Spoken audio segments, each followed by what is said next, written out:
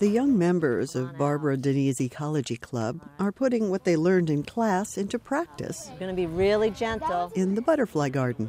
We talk about the need for a certain plant for an organism to survive. The big one is the milkweed.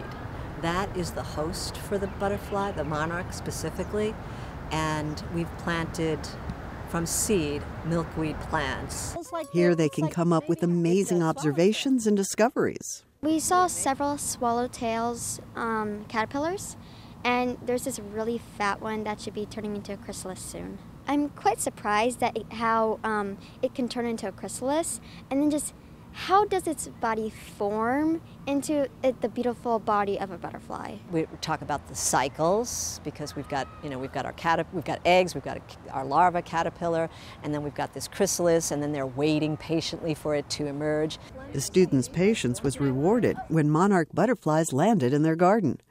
Monarchs lay their eggs only on milkweed plants, which have been disappearing due to the use of herbicides and weather conditions.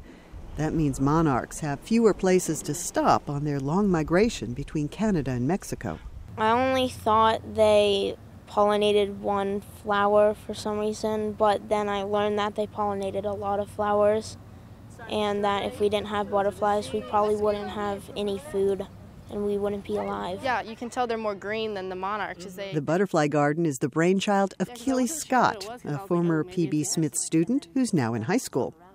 She needed a project for her Girl Scout club and thought bringing butterflies to her old elementary school would be perfect. We had a butterfly bush in my house off the side of my deck, and we actually had to cut it down when we built our deck, and I missed it so much, and I loved looking at all the butterflies, and I was like, wow, well, we have a decreased population in our area, and I thought, oh, well, I can fix that.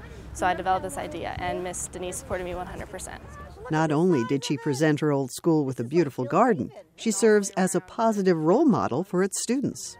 We want the kids to take ownership of those gardens and come back, just like our senior Keely Scott has come back and created the butterfly garden.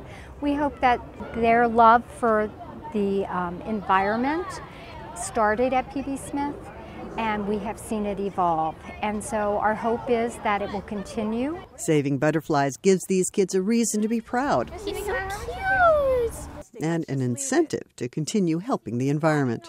For writer Faiza Elmasry, I'm Faith Lapidus, VOA News.